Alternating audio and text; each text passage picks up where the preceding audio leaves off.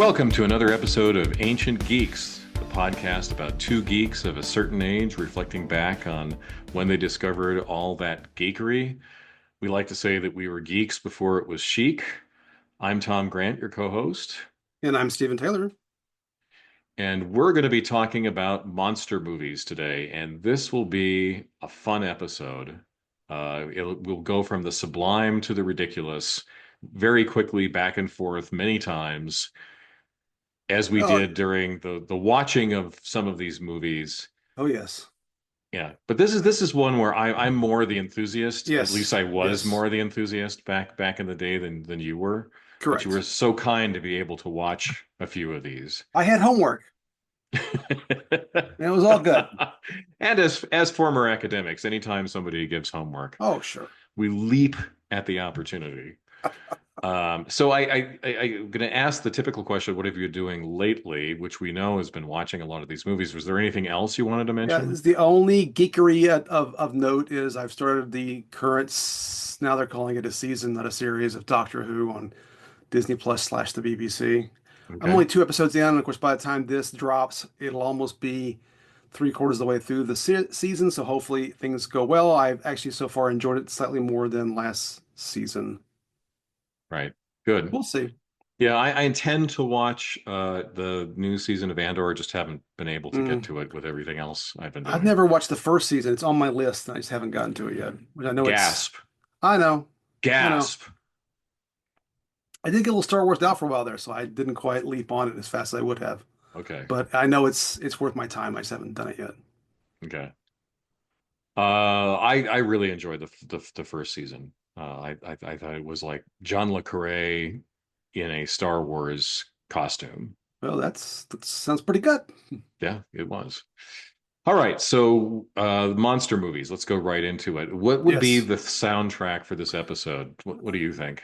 So yeah, I think, and I'd already thought this when I saw your notes, but I think we both have the same idea. Yeah, It's either a theremin driving us insane, right. or bombastic horns or some other motif when the monster shows up over Dun and dun over dun. Yeah. and over again. The two, yeah, well, yeah, we'll come back to that maybe, but yeah, just boy, we paid for this theme and we're going to use it. Yeah, we're It's gonna kind of use it. like it just occurred to me. It's exactly like the 70s with the superhero shows where they would every time, Steve Austin had music every time he did any kind of bionic thing. Wonder Woman had Right. music every time she Wonder Womaned. It's the Right. same kind of deal, like every time, every single time. Yeah. It's almost like part of the atomic mutations. The monsters had the soundtrack that played constantly with them. Maybe it's what mutated them. Anyway, That's right. yes. Okay. So just to make sure everybody understands what we're covering here. So we're going to talk about the B monster movies of the 50s and 60s. Yes. There are things we're not going to talk about. We're not going to talk about the classic Universal monsters, Dracula, Frankenstein, etc., and some of the other studios outside of Universal who also did monster movies during that sort of classic period. We're also not going to talk about Hammer horror movies, even though there's kind of some overlap in time with the B monster movies. We're going to cover things. Well, we'll get to the movies that we watched, and it'll become obvious what the motif is going to be for Yes. these movies. And I'll have an exhaustive list later to bore the heck out of people listening to this podcast as I It go really. through. Yeah, go ahead. No, I was just gonna. I really thought about it when I was watching what I had, but it Mhm. is largely the overlap between science fiction and monster movies. Yes. Yeah. Yeah. Not so much supernatural. Occasionally there are supernaturals That's right. elements to it, like with Curse of the Demon, but a lot of aliens, a lot of atomic horror. Yes. What couldn't radiation do? That's. It. Radiation was this infinitely fungible I'll tell you thing what that always radiation. had. Okay, what can't it do? It cannot help me differentiate the different square-jawed white guys in these movies. I cannot keep them straight. They all look the same. They all sound the same. So Yes. there's that. Weirdly, I know how to differentiate them, but that's because I grew up watching these movies, Yes, and so yes. like I know who Richard Carlson is. In fact, I just watched a film noir with Richard Carlson in it. Uh, okay, so what did we watch? What did you watch? So I watched in the following order, which had no logic to it. I just sort of went this way. I watched The Creature from the Black Lagoon, which I had not seen. I should make clear I had not seen any of these movies. I was aware of some of them, but I've never seen any of them for whatever reason. So The Creature from the Black Lagoon, Them, The Giant Claw, and It Came from Outer Space. Those are the four films that I viewed for this discussion. Okay, and I watched The Giant Claw, Fiend Without a Face, It Came from Outer Space, and Robot Monster, though Well, I'd there you go. seen plenty of these movies in the past. So what would be a one-line summary you would give our audience of the movies that you watched? Several white guys with square jaws and one female investigate some disturbing incidents that may range from either certain death for the group all the way up to death for the entire world, especially the first three that I named. It Okay. Came from Outer Space does have the group of white guys and one girl investigating, but it's a little more nuanced of a film that I'd be happy to. We'll Yeah. get to. Yeah, Okay, so like a one-line summary of that was not one line. them. I messed up. Sorry. No, that's okay. But like a one-line summary also of like a specific movie like them, Okay. what would you Oh, say? oh, Santa Claus and Marshall Dillon fight giant ants. Yes. Okay. In the sewers of Los Angeles. And this was, I was not to get ahead of ourselves, but I was especially struck because when I moved to California from Texas in the early 1980s, one of the things that I found fascinating was that they called the LA River a river, and it was just basically a drainage ditch that was Yeah. cemented in, and it was that way in the 1950s. I was surprised to Right. see. Anyway, Yeah. Okay, so I'll give a one-line summary of one of the movies I watched, Fiend Without a Face. Invisible atomic powered brain vampires. okay. All right. How would you summarize It Came from Outer Space? So it came from outer space.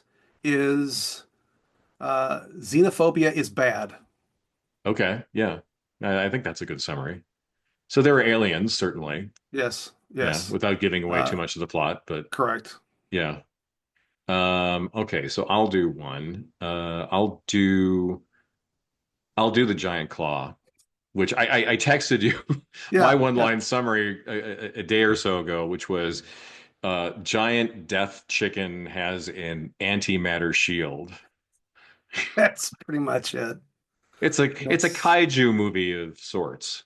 it's something else. It is really something It else. is the most MST3K worthy of these films that I watched. Yeah. Okay. And all right. So Creature from the Black Lagoon. I'm putting you on the spot here. So Sorry. yeah, Creature from the Black Lagoon. Missing Link lives in the Brazilian uh, river basin or something along those lines. Yeah. And I don't think it's really a missing link, but it's sort of this sort of notion of some evolutionary offshoot Hmm. haunts the waters of the Black Lagoon. Right. Right. And is a bit of a stalker. Yes, yes, he is. Okay. So what did you like the best of Of the what you four saw? films, so Yeah. It Came from Outer Space was the best movie. I mean, they're all none of them are exactly all timers. Although I can see why It Came from Outer Space is considered a classic. And I thought Creature from the Black Lagoon, I understood the appeal. I tried to think of. I kind of looked at all this in like two different ways. One was how did I encounter them right now as a mid 50s geek trying to talk on a podcast? What did I think about these movies and what could I make fun of, among other things? And what did I actually like? And the other part was what would I have thought watching these things as a 9-year-old Mhm. flipping channels on some rainy Sunday afternoon.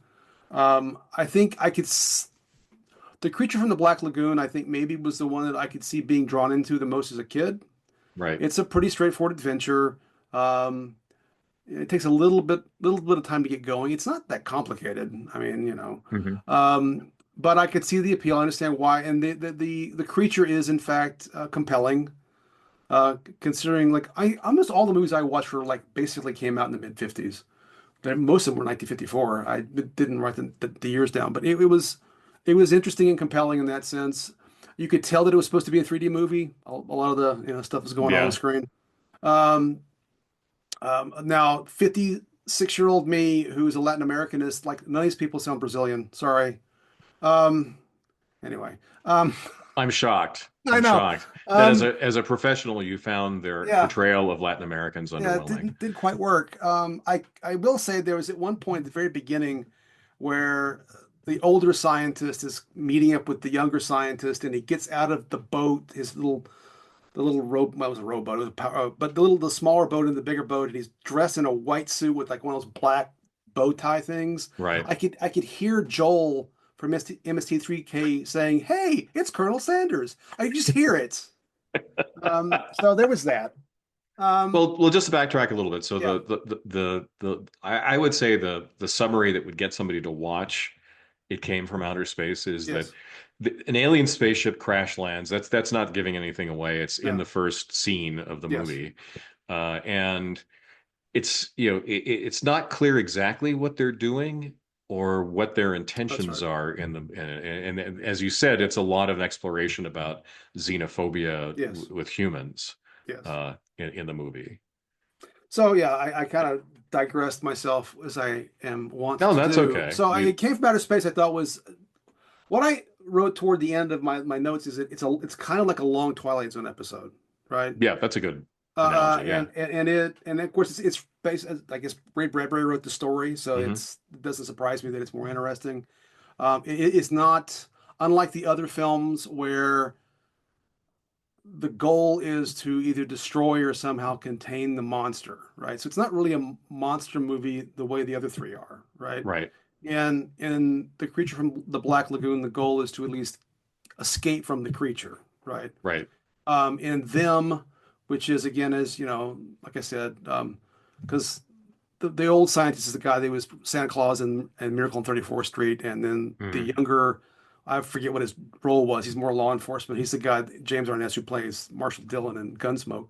Um, but there are a lot of people in that movie. Like Davy Crockett shows up, Mr. Spock shows up. They're all in that film. Um, Well, aside like from references to other yeah, movies, I know, but the yeah. I'm sorry. Uh,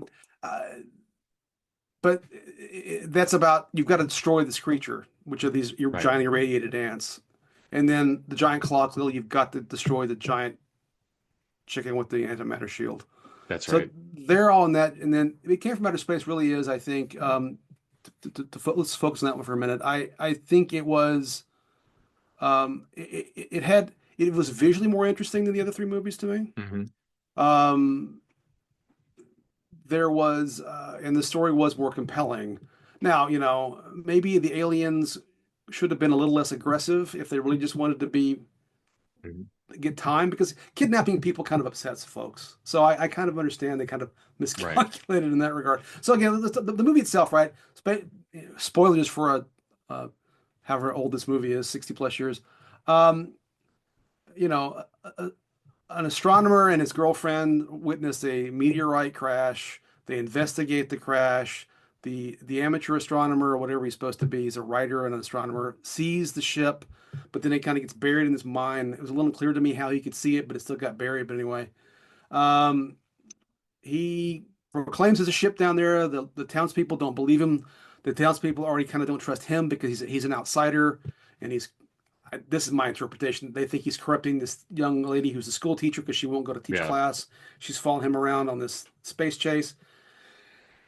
Various things happen. We find out that there are aliens. They can duplicate what other people look like, so they can walk around without being seen in their true form because their true form is so hideous that it frightens people. And they tell the scientists or the astronomer that they only want time to fix their ship so they can leave, but they also because they feel like they have to for some reason kidnap people to sort of hold them to protect themselves from the townspeople.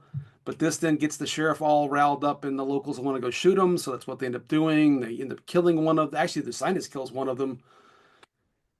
Eventually, they were able to escape, but it all becomes so the aliens are able to leave, and it all ends right there. But it is really very much about misunderstanding, miscommunication, and fear. I guess really fear on both sides of both the aliens feeling the human fearing the humans and the humans fearing the aliens. So, and it doesn't surprise me that it was Ray Bradbury. It had a more literary feel to it than the other films. What do you have to say about it? Because you watched that one too for this podcast, as I recall. Yeah, You've seen and it before. it's a short movie, so it Yes. moves along pretty well. And as you said, it has that feel of an old Twilight Zone or Outer Limits Hmm. episode Hmm. in that sense. I don't have a lot more to say about that one because I also want to talk about some of the other ones. So, Sure. like the short description of them is, it has I think one of the best beginnings to one of these movies with the little Yes. girl who's Yes. traumatized because of these giant ants have killed her Yes. family. And also in the desert, It Came from Outer Space was in the Arizona desert. Them was in the desert. And then, Yes. yeah, then the scientists and the law enforcement people come in and say, well, what the hell is happening here? Clearly Yes. something happened. These people aren't here anymore. And this little girl can't possibly, kind of, she's comatose almost. She won't talk to anybody.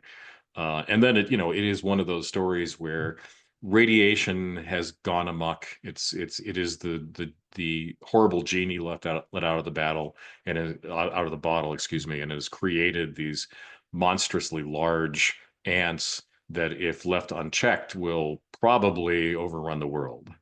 And that's why they all freak out when, spoilers, Yes. we already spoiled it. They get into the LA sewers, and they're going to lay eggs.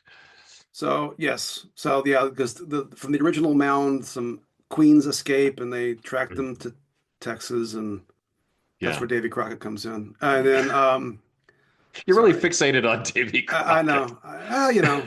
Um, And the ants also have, like, so they had these big animatronic ants, yes, they did. and they had this horrible screech. It's kind of They, unforgettable, the sound that they yes, made. yes, that's right.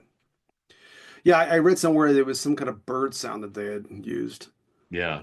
I think it was a I couple of sounds overlaid. Yeah, it could have Yeah. been. I probably was. I will say this. I mean, I thought it was I enjoyed the film. It was not as. I mean, still, it's a hokey animatronic ants, and there's all that going on. I knew nothing about the movie, so Hmm. I really I spoiled myself in the sense that when they mentioned he was a I'm going to say it wrong. A mermialid. I can't get the word out. It means ants, an expert on ants, and I looked it up before they revealed the ants. I'm like, okay, they're giant ants. Because when the little girl, you're right, I agree that little reveal about the girl and yelling to them, and I thought it was going to be more some kind of supernatural thing. I really had no Hmm. clue what it was, so it was in some ways giant ants were both a surprise, maybe a little disappointing, but still, it made for. I mean, it's a decent film. Um, I and sort of the move to the LA sewers and trying to save there's two kids that get lost and trying to save them, and that's all well and good. Uh, but when's the first time you saw this movie? Out of curiosity. Them? Oh, I think Yeah. I must have been in my teens when I saw it originally. And as you said, if you didn't know it was ants, it was very good Hmm. at disguising what the threat really was. Yes. And even if you did know, it was really creepy. You just Oh, it's because creepy. you didn't know, like, why are there these ants? What are they capable Right. of? It was a really good setup. And I think we're a lot of these movies, they're not Citizen Kane, Oh no. but they would have effective elements in them. Like you mentioned, the creature from the Black Lagoon had the amazing suit. The suit was Uh, really impressive. Yes. yeah, with the gills that worked, and the actor could Yes. swim underwater The for underwater stuff extended was period. very Yeah, impressive. Yeah. yeah. Okay, well, other things we watched. The Giant Claw. Yeah. That was That was not good. no. That is It's that is the opposite end of filmdom from Citizen Kane, completely. yeah. Yeah. It's holy cow. It was not. I mean, like I said a minute ago, all of these, again, the four that I watched, all did have this sort of basic structure.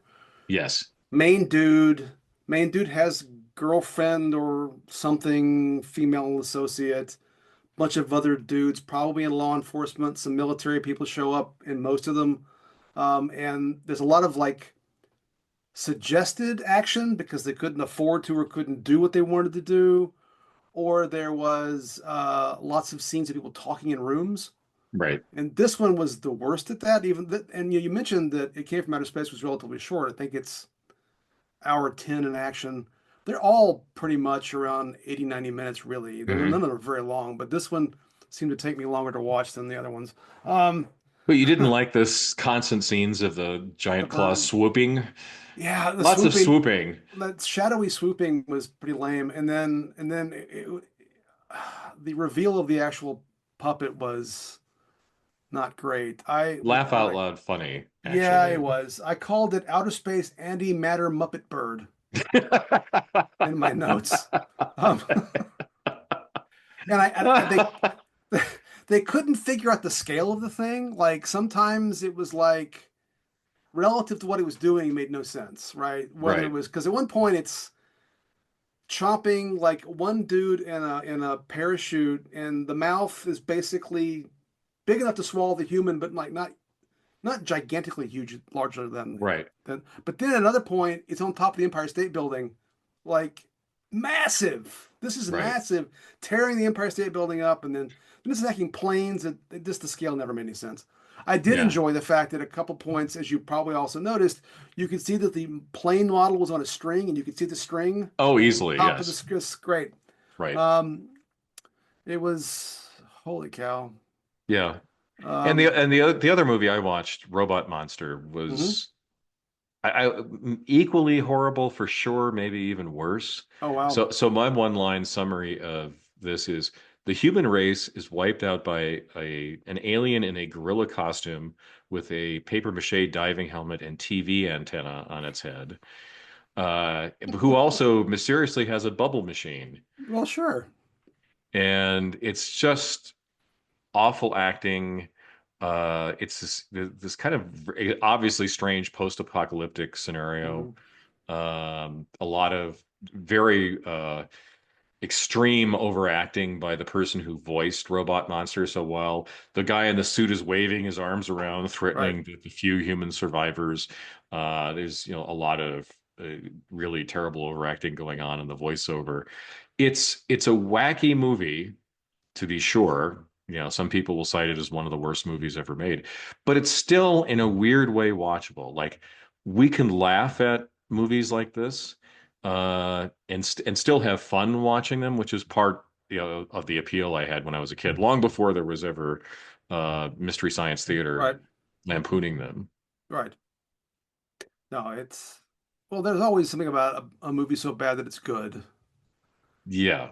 and some are just so bad that they're bad. So But yeah, Yeah, so let me give a little bit of background about how I discovered these movies. Since please, please, since you please. asked, like, did I see them? When did you see them? Yes. So I was one of these kids who, watched probably too much television and was a geek, in the ways that we've already talked about, liked Batman and comic books and got hooked on Star Trek. And anyway, so at that tender age, you would often have creature features on TV, and sometimes they would be in various prescribed time slots. Like you knew that you would be able to watch KTLA Channel 5 on Saturday at 3 p.m. I'm making up Right. the timing, but Right. you'd know that these movies would be on, and they were fun. And sometimes they would be just absolutely terrible, but still, as as I said before, laugh out loud funny when you had the big reveal of the giant claw, or uh, when Robot Monster discovered he had feelings. Oh dear. uh, but they were fun and watchable, and they pushed all the buttons because, as you said, it was sort of science fiction monster movies. So Right. whether it was, as I said, atomic horror or alien invaders, lost worlds where there were dinosaurs, or giant mutated dinosaurs like Godzilla that wreaked Right. havoc on cities. Uh, and also, there was the phenomenon of the monster movie Host, which made Right. the movie also kind of watchable. So we had Seymour in Southern California. In other markets, they had people like Sven Gulli. Other people have who are listening to this may have heard of. Eventually, we had Elvira, Mistress of the Dark. And Right. they would do a very light version of Mystery Science Theater around them. They would Right. like do the setup of the movie. They might at commercial breaks say something for a minute, but mostly they stayed out of the movie. They Hmm. weren't like this. It wasn't like this constant commentary the way that Joel and Mike and the robots did. But anyway, it created an odd connection to these hosts and to the movies that they were hosting on top of just, hey, look what's on. It's here's a good example. So here's a one-line summary of a pretty good movie.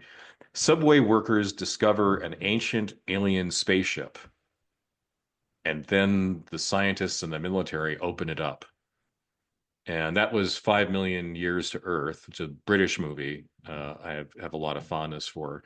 And if you read that, in the TV guide, Right. you say, I want to watch that. Sure. And even if it's good or bad, right? It's something that you're gonna take the time on a Sunday afternoon to watch. And in this case, it was particularly freaky and disturbing as a movie. The aliens wind up having a backstory tied to humanity's backstory in a particularly diabolical way.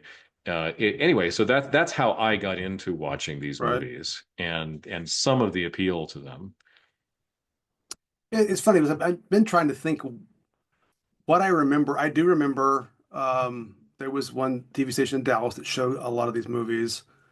Often, I think in the afternoons when I was in school, perhaps. Then I was thinking, like, why would I not have encountered some stuff on weekends? But I think because although we had two televisions in the house, my father dominated the TV in the living room, watching sports all weekend long. So there Oh, was not a whole okay. lot of TV channel surfing on a weekend. That was just what was on. Yeah. So, or and I played outside a lot, but I mean, see, I didn't. I watched plenty of TV. God knows. Um, and then also, I think my mother didn't like this kind of. She liked science fiction, as I've talked about in the Right, past, right. but didn't necessarily like monster movies. So that probably had some effect on it too. Yeah. But I'm aware of all this stuff, but it just never penetrated my skull. Now, obviously Yeah. with MST3K, I mean, I'm aware certainly of Godzilla and King Kong, and I've watched my fair share of Gamera movies on MST3K, which fits in this whole genre of oh, what can radiation do? Right. But yeah, Yeah. So when I watch them, I realize, okay, they would have these cool ideas. Some right, of the ideas just genuinely were grabbers, if we looked at the TV guide description. right, And when they succeeded, you kind of had to respect what they did because they did it on a budget. So right. it came from outer space, was not a big budget Hollywood movie, Clearly not. Yeah, did not cast real big A-list actors, but they did succeed at making a very watchable and thoughtful movie. When they didn't succeed, you could also sometimes respect them because they tried. yeah, Even if the pieces didn't come together, there are often very serious ideas. So the Cold War looms large in a yes, lot of these movies, and there wasn't just like worries about the Cold War and atomic weapons. It was also just kind of like our own hubris as human beings yes, about what we unleashed unwittingly, which is kind of the theme of them. right, That these atomic tests had very dire unintended consequences that could threaten the human race in ways other than just the Soviets dropping bombs on all of us. So those were moments when you kind of said, huh, the way that you did when you read a good science fiction story and said, right. huh, although a very different medium. And even the bad movies could occasionally have pretty inspired moments. So a lot of the movies of this period had animation, stop motion animation in them, Mhm. particularly by Ray Harryhausen. And you would kind of go out of your way if you became a Harryhausen fan of seeing a movie that wasn't going to be necessarily great. I don't think like Jason and the Argonauts is one of my favorite monster movies of all time. But boy, were there some great bits of stop motion animation done by Yes, Harryhausen in them. The creature costume or the Gill Man costume from Creature of the Black Lagoon, an yes, amazing technical achievement.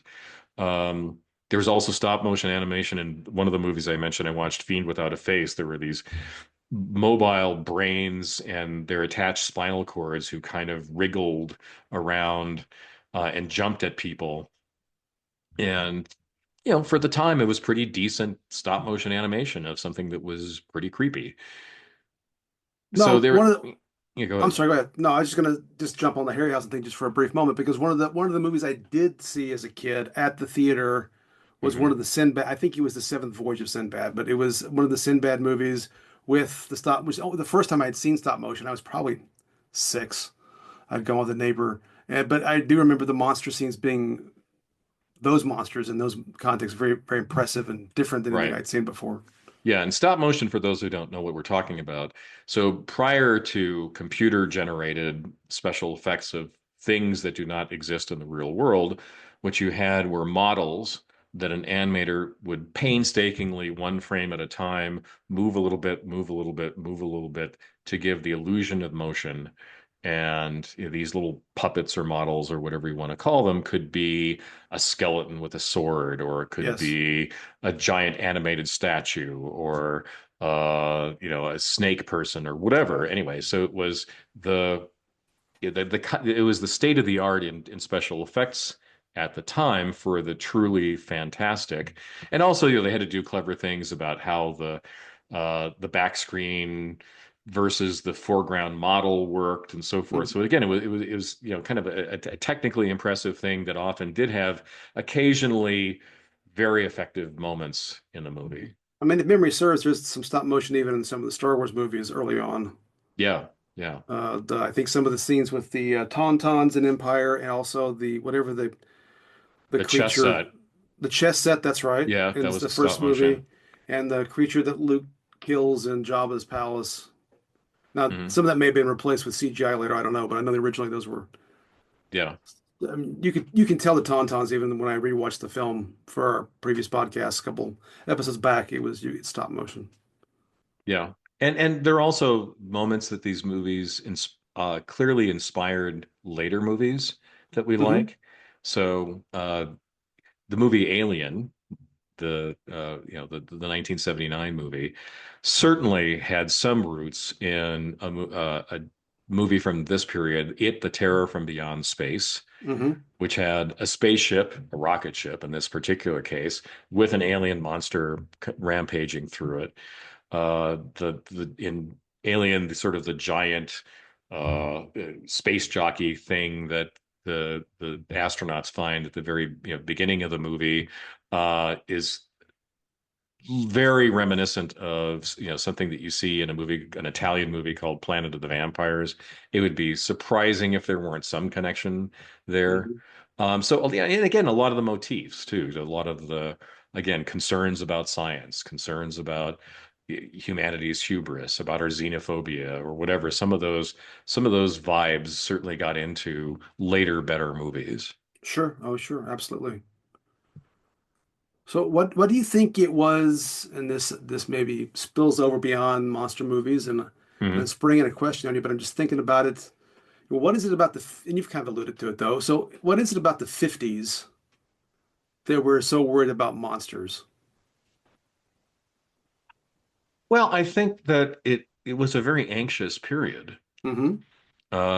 So this is something I actually am working on for other reasons about film noir. And the 1950s, you had all the concerns about the rise of communism. Right? You had all kinds of social tensions in the United States. We've had people who came back from World War II and didn't necessarily fit back into society immediately. You had ethnic tensions, you had labor management tensions. There were all kinds of conflicts going on, reasons to be worried, about, fifth columnists, inside America, that was a common concern. Right. It wasn't just the Soviets and the Chinese outside the borders of the United States. It was all the fellow travelers that some people worried about inside the United States. And then as much as those were anxieties, there were other people's anxieties about those anxieties. So you had let's say a Twilight Zone episode about how people were willing to believe that there were alien monsters on their street disguised as their as their neighbors, and then they form a lynch mob, and terrible things happen. That was Right. the I forgot the exact title. Monsters are on Maple Street. Hmm. But there was also then like, are we overdoing some of these concerns? Are we responding in bad ways to a lot of these concerns? So I think that if you kind of live in an era like the late 40s, 50s, kind of then bleeding into the 1960s, of people having that much free-floating anxiety all the time, then I Right. think monsters are a natural byproduct of that, as sort of the crystallization or embodiment of a lot of those concerns. That would be my theory. No, I think I endorse all that you've just said. I mean, there's certainly the obvious fact that the world had just gone through an incredibly traumatic event in World War II, and all that, trying to avoid the next terrible thing, I think is probably part of this anxiety that you talk about. And then the obvious whole specter of nuclear weapons, and also the promise of some kind of space exploration as we move toward the Right. advanced rocketry and the capacity to then leave the Earth in some capacity. I think all of those anxieties are part of it as well. Um, but I mean, quite clearly, it's very difficult to escape the fear that either nuclear weapons or radiation is somehow changing us in ways that we can't control. Right. Um, so there's definitely that. And certainly monsters are cool. Well, yes, Yeah.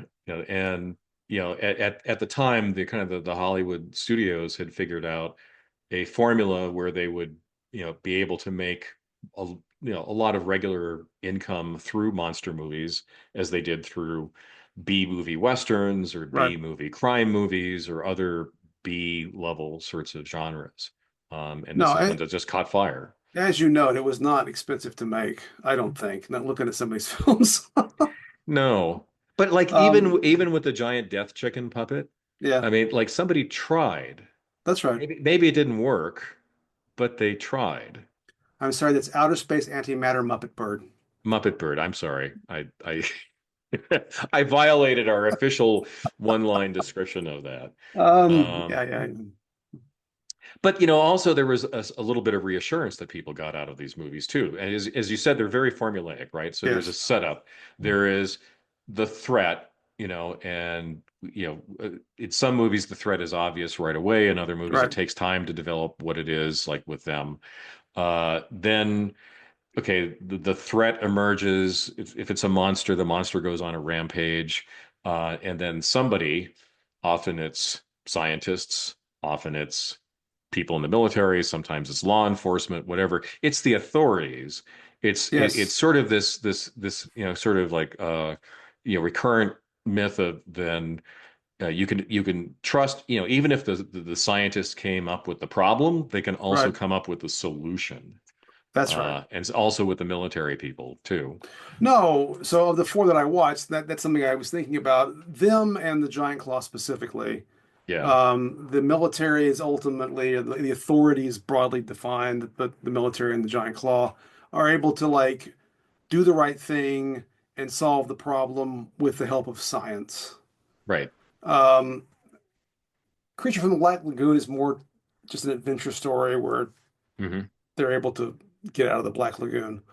I don't recall. I could be maybe I'm forgetting. I don't remember there being some great science solution to the problem. No, though There was there a is more of a science fiction-y element to some of the sequels. So okay, there were two sequels, and actually the third sequel, they start to sort of hybridize the creature with human beings, so it looks more human. okay.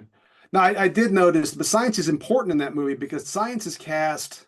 It's a trope from this era, which still comes around now and again, but it just struck me as something that really is ever present in 1950s and 1960s stuff.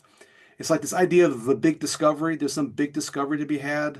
Yeah, Actually, both in The Creature from the Black Lagoon and really even The Giant Claw, and them to a degree, but The Giant Claw in particular, they both start with these sort of very dramatic voiceovers. yeah, And it's also this sort of idea that the world is still somehow small, big enough that we haven't really learned all about it yet. Mm. in a way that I don't think is true now. I mean, I was again, I'm trying to cast myself back to not only a child in the 1970s, but maybe even better yet, a child in the 1950s. I mean, right now, if I want to look at any place in the world, I can go on Google Earth and zoom in and look at it. So even if there are parts of, say, the Amazon rainforest that have not been fully explored, you have a rough idea what we're dealing with. It's not as mysterious as it was Right. 60 years ago. And I got that feeling like the creature from the Black Lagoon, which I had really didn't even know was set in Brazil. I always assumed it was in the U.S. somewhere, um, because Black Lagoon is not Brazilian. Anyway, Mhm. Portuguese. Anyhow, Isn't it near your house? it could be. Um, actually, isn't part of the Black Lagoon Gilligan's Island? That could be. I think they Yeah. filmed some of the scenes. Right. Anyway, it doesn't matter. Okay. I know I'm the one obsessed with all the references, but I've held my tongue and not mentioned yet that the professor is in It Came from Outer Space. Oh yeah, Now, definitely. now I've done it. Um, um, Well, that's another fun thing, right? You see yeah. these Oh actors whom yeah. you recognize doing something Exactly. completely different. But anyway, it is this the idea of the world. There's more stuff to find in the world. I think was more ever present. You might could do a movie these days about still the ocean, the deep parts of the ocean kind of still feel Yeah. that way. Right. Um, but the landmass doesn't feel that way anymore to me, the way Yeah. it did in the 1950s. Yeah. Yeah, and I think that was part of the appeal, right? That there were all these big unknowns. Yes, As you mentioned, space. We don't know what's out there. right, Radiation and other byproducts of science. We don't know exactly what's possible, and we don't even know necessarily what the consequences of these things are going to be. Or if we explore remote parts of the world, we'll find things that we didn't expect. And so right. that was definitely really cool for my young self, and I'm sure for a Sure, lot of the audiences of these movies. agreed. Yeah, but there was also then, as I said, sort of assurance. So you had the kind of formulaic plot that Yes. we talked about, and there was a lot of assurance that, government will figure it out. Hmm. There's a connection to Doctor Who. I would say, like, that smart people will come up with a Yes, solution, yes, that's right? right. Right. That is a motif in this. You also had all these stock characters, which, another kind of level of assurance, and also a reason to kind of laugh at the movies a little bit that they were so stereotyped. But you had the professor, Hmm. the military man, Yes, the pretty woman who was often somebody's daughter, but also in many movies was an actual scientist, another yes, competent person. yes. The policeman, the teenager. Boy, teenagers at this time, so much trouble. These kids those days. I know. They're just Even little hellions. even they look like they're middle aged to me. But I know. yes, Yeah, I just watched a movie. It wasn't one of the monster movies, but they had people who were dressed up to look as much as possible as if they were yes, like UC students, because it was set in like a fictional town in California, and they were all like in their 30s and 40s. It was pretty laughable. This is also from the 1950s. You had the guy who you knew from the beginning was going to die. yes. Oh Right. yes, You could usually spot them in these movies. There is the jokey sidekick.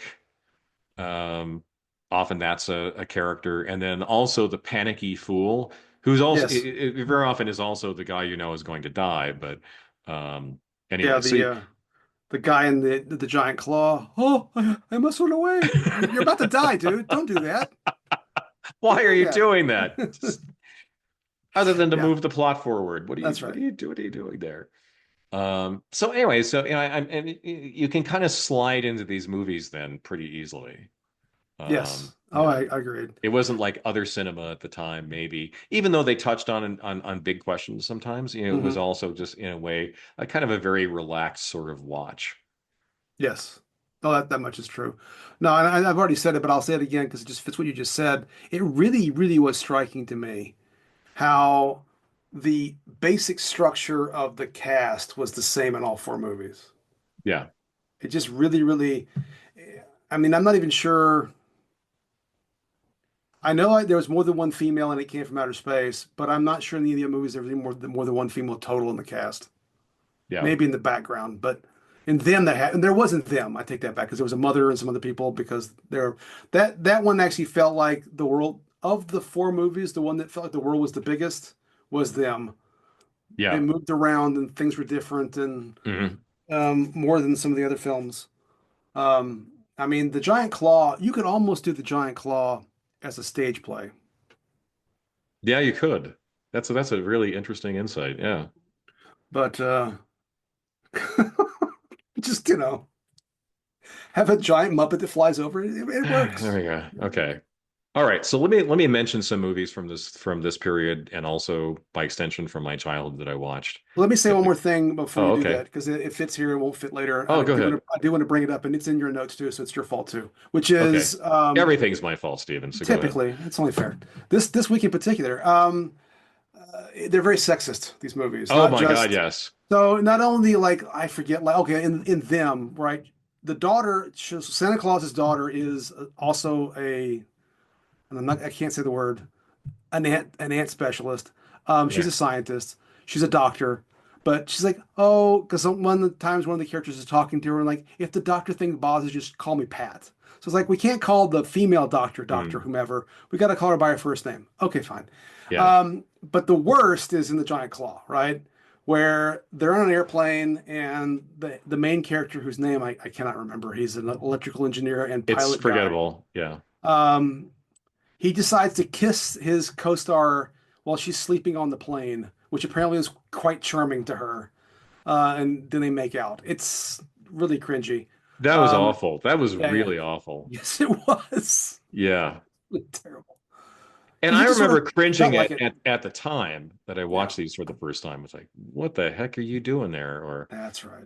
like there was like a funny episode, really great episode of Mystery Science Theater that did Rocket Ship XM with Lloyd Uh-huh. Bridges I about, think I've seen parts of that one. Yeah. oh yeah. And anyway, they like Lloyd Bridges, kind of says something incredibly misogynistic in it, and that they call that out, just like, Yeah. well, thank you, Mr. White Male Reality. Yeah, there's a lot of that. So that's something that certainly detracts from the enjoyment Yeah, a yeah. bit.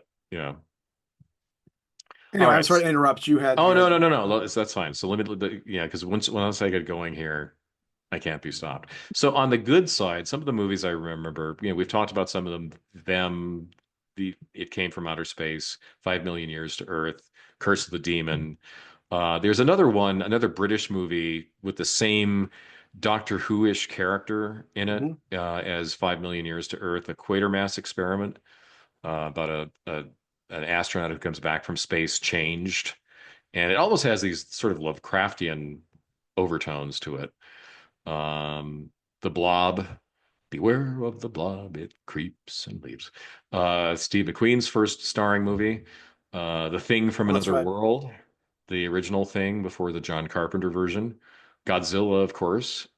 This is where you get into nerd cred, right? Like you could, there was a certain point where you would say, "I know you've seen the Americanized version with Raymond Burr, but have you seen the original Gojira?"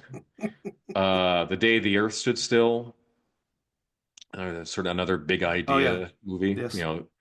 with a great robot and a great twist at the end. Day of the Triffids, uh, the evil plants that threaten to destroy the world. Good book, by the way. I really like the book. Forbidden Planet, Oh yeah. Invasion of the Body Snatchers, Yes. War of the Worlds, the original George Pal adaptation from the 50s, The Time Machine, also another George Pal adaptation of an H.G. Wells story, The Fly, Yes. again before the Jeff Goldblum version, there was the one with Vincent Price and David Hedison and Help Me. Really creepy ending.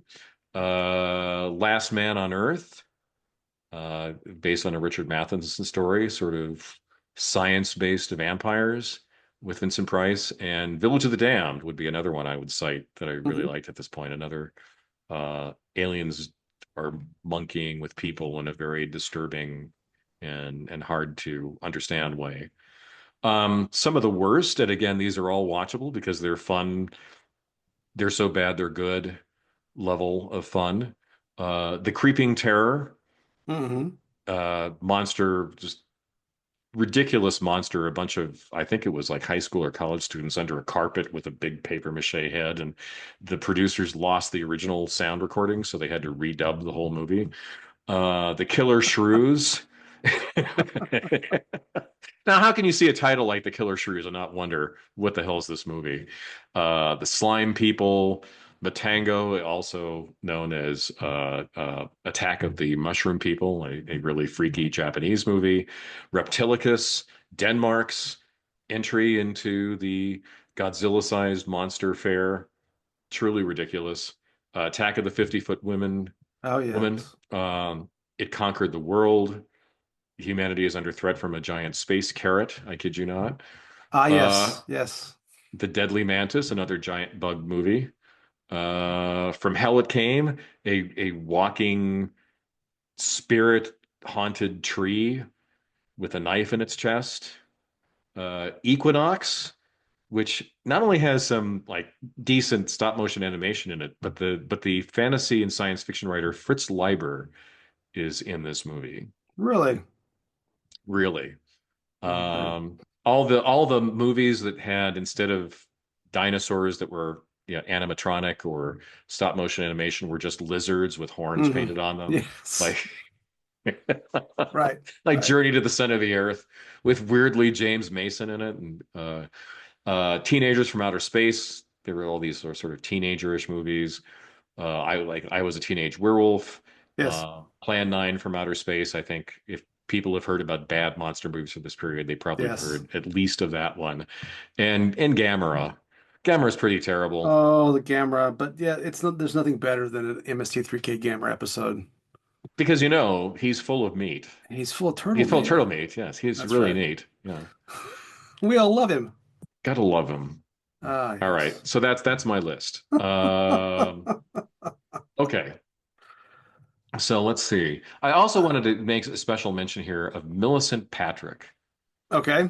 Millicent Patrick is one of these people, one of these women, unfortunately, who had the credit for her work stolen from her. So she had Oh, designed the costume for the creature from the Black Lagoon. okay. She did a lot of animation originally in her career. In fact, she animated the devil in the Night on Bald Mountain sequence in Fantasia. Hmm. That was, by the way, the body actor for that was Bela Lugosi. Oh, Um, wow. she did the creature costume, and then Bud Westmore claimed credit, the CAD, for her work. She also designed very memorable monsters from like movies like This Island Earth. It Came from Outer Space. She designed the aliens in that. Mhm. So like one of these lesser known names, but somebody who made a big contribution to the good parts of these movies. So I just wanted to kind of mention her quickly. Sounds like yeah, should be done. It's amazing how crappy people can treat other people. I know. And also the way you found out about things like this, like Millicent Patrick, or the fact that it came from outer space was written by Ray Bradbury, or other bits of trivia like this, was through the medium of the Monster Movie magazine, which was a thing when I was a teenager. And the biggest one was Famous Monsters of Filmland. And we also kind of maybe need to do an episode someday on Forrest J. Ackerman, the editor of that magazine. But it was before social media, a Right. way of kind of at least feeling like there was a community of people like you out there who bought these magazines and enjoyed these movies. So, Ackerman was also somebody who not only published this magazine where you could read about all these movies, the ones you had seen and learn more about them, other ones you hadn't seen, and then you wanted to prioritize whatever opportunity arose to see them on TV or at a movie festival or whatever. He also collected a lot of paraphernalia from these movies, like some of the Hmm. stop motion models or costumes or whatever. And he turned his house into a museum in Los Angeles, and you could go there and see all this, all these, relics and artifacts from the monster movies of not just the 50s and 60s, but before and after that classic period as well. Cool. Yeah. Very So, and he cool. also like at the time that he had a great cover artist, Basil Gogos, I think is the way you would pronounce his name, who did these kind of weird neon versions of, let's say, Boris Karloff as the Frankenstein monster, or Vincent Price as Dr. Phibes, Right. or whatever. Anyway, so that was another part of what appealed to me about these movies was, again, kind of feeling like you were part of something, even if it was in Sure. this very indirect way. No, I do remember those magazines. I mean, they're part of a broader set of sort of these fan-based magazines. But you're right. Yeah, It's was the way by which you could find out more about these things you liked when it was a lot harder to do yeah. because now you can Google it. Too So easy, it's so much too easy easy. to be a geek in 2025. I know, it's almost too easy. We had to work Okay, when we were kids. We had to work at it, we lived in a box in the middle of the road, and we ate gravel, and we liked it and we liked it. All right, because yes. let's get to some of our wrap-up questions here. Okay. So, would you rather watch The Giant Claw or a pretentious art house movie? Yeah, I think I would rather watch a pretentious art house movie than Giant Claw. Really? I Because would. I think I would. I think we part company. I would rather watch The Giant Claw. What's the worst pretentious art movie That's a good question. you've ever seen? I'm thinking very generically about pretentious art house movies. Um, I guess because I can't think of one off the top of my head, I can pretend like it would be better than the Giant Claw. Okay. I'm thinking maybe the only ones that I can I'm not sure if this even counts. So maybe I need what your definition of a pretentious art house movie is. Um, I took one film course my entire life at UCI as an elective because I thought it would be easy, which was a bad choice, by the way. Don't It's not. It was postmodernism in film, so all the movies were pretentious. And I I and don't I think I could have survived that. As much of I a movie buff as I am. I had to. It was one. I realized about halfway. I forget how long it was in because there you could take a certain number of courses in undergraduate UCI pass fail. It was only a Hmm. handful, and Right. you could change your class. I forget how deep into the quarter you could change it. This class, I'm like, oh my God, it's going to wreck my GPA. I've got Yeah. gotta take this class pass fail. Because I just, oh my, because we had to watch the movie. I had it, and this is digressing more than I should. I had It's it. almost like you're avoiding the question. I am. My brain's trying to conjure a Yeah. movie title that I still can't conjure. Uh, it was a night class, and we watched movies twice. I would fall asleep every time we watched the movies. So then I didn't see the anyway. So you Um, really didn't experience the there pain. was a film. Terry Garr was in it. It was about Vegas, and it was the and somebody famous made this movie. Oh, somebody out there knows what they built instead of filming it in Las Vegas, they built Las Vegas on a soundstage, and that was like part of and it was incredibly expensive. It was a musical, I think. Is this the Coppola musical at Long Last Yes, Love? Yeah. yes, Quick correction.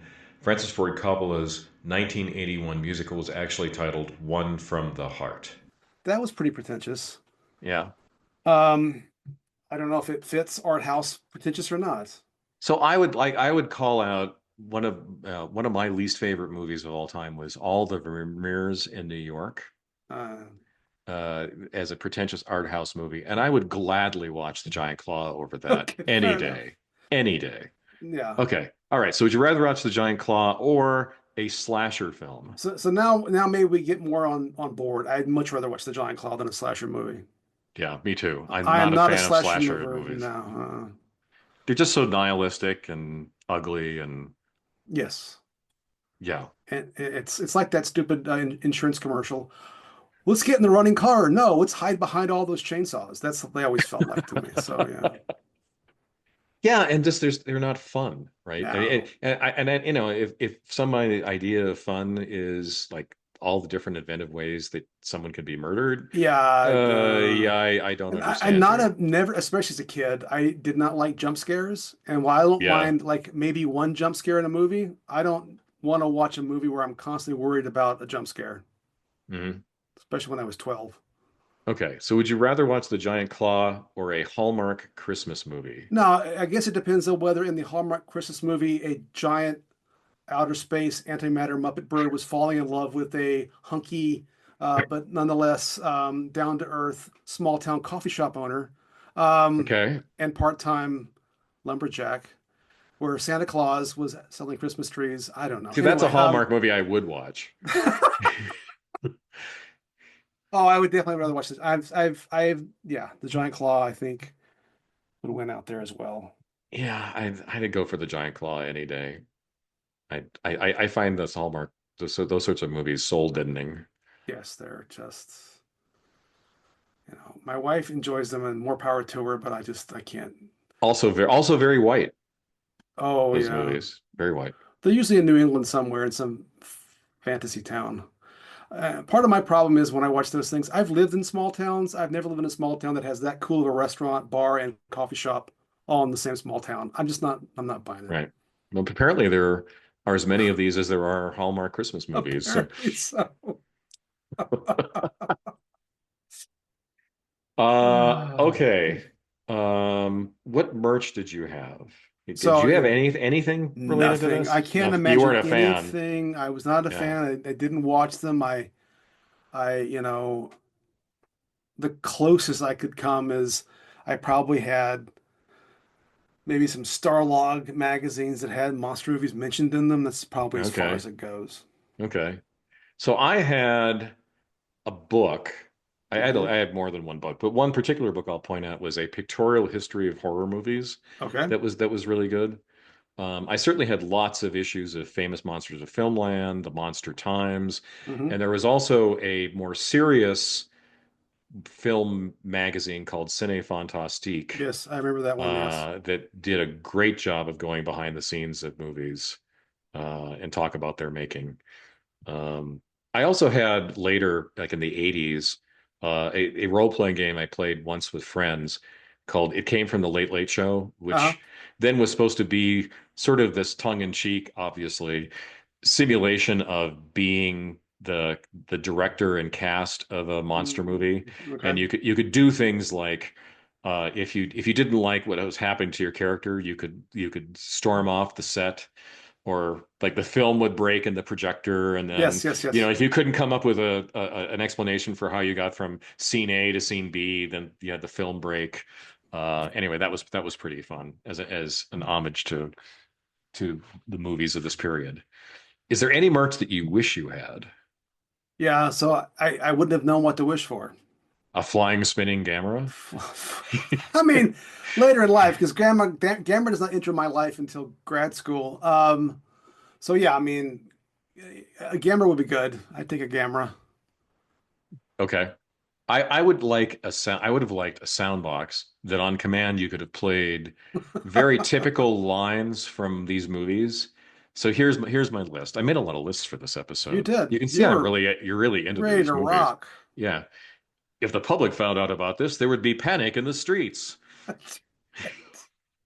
It's always the threadbare reason why not to tell people about That's right. That's right. the giant ants in the LA sewers or whatever the threat was. It sounds crazy, but it just might work. What is that? Yes. Usually said by somebody like the giant monsters coming up over the hill. Yes. And like Yes. there's Yes. always somebody who's like pointing to it.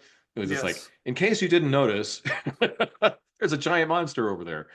Um, I do not understand these human emotions you speak of. Another good stereotypical line. Can Yes. nothing stop this thing? And then finally on the end credits, the Yes. end question mark, Oh yes. which often Absolutely. it wasn't the end. No, you got to make room for the sequels, man. Yeah. You've already got the costume at that point. Absolutely. You gotta make some more coin out of it somehow. All right. Any closing thoughts about these movies that you so kindly subjected yourself So, to? I mean, I enjoyed the experience. I mean, the giant claw may haunt my dreams, but it was it was an interesting experience to look at them again from this perspective, and to recognize that they have persevered to some degree, but they're also very much this artifact of their time. So it was enjoyable. Yeah. And if you're going to watch any of them, I would say It Came from Outer Space is actually a pretty decent film. Yeah. Yeah, and I hope I gave some pointers to some other decent films, which Yes. I wasn't going to demand that you watch. Enough is enough. You watched quite a few, so bless you for that. Streaming is good.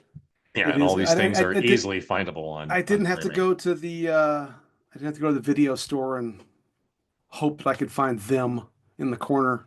Oh, that's another part of the experience of watching these Yeah. movies too. That's no longer the case. Yeah. I mean, I will make one other comment. I watched It Came from the free version on Amazon Prime is colorized. Yeah, don't watch that.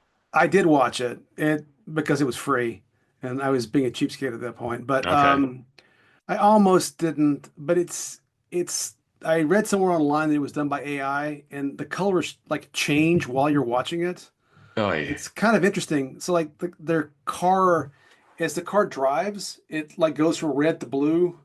It's kind of wild, and some of their other colors kind of come and go. But you know, oh well. But no, I maybe if I could travel back in time, I'd spring the 299 and watch it from black and white. But Colorized movies are the spawn of Satan. yeah, I'm not a fan in general, but this one in particular was kind of bizarre. Well, even back in the day when it was Ted Turner who was Yeah, committing right, the atrocity, it's just like, right. there were cinematographers who made these movies That's right. in black and white, That's right. even sometimes, yeah, as a deliberate choice. That's right. Not necessarily the monster movies, but Sure. other kinds of movies, and just colorizing them because of some lunkheaded idea that that will make it more watchable for a general audience is just so completely wrong. It's like if some fool 20 years from now tries to colorize the episodes of Better Call Saul that were shot in black and white. There we go. Exactly. Exactly. Or if you took the original Star Wars and you just randomly added things to it. Yes. Oh, there is that. All All right. Well, right, all right. enough. I'm all ranted out. Well, So I doubt that, but yeah, I'll find something else to rant about later. But I need a rest. All right. Thanks everybody for listening. thanks all. Thanks to the miracles of atomic science, we've once again reached a successful conclusion of an episode of Ancient Geeks. Thanks for listening. If you like what you hear, please subscribe and leave us a review on the podcast service of your choice. If you have the urge to contact us directly, drop us a line at someancientgeeks@gmail.com. Look for us on Reddit, Facebook, and Blue Sky. All content copyright 2025, Tom Grant and Stephen Taylor. Music by Reversed Image, whom you can find on Pixabay. See you next time.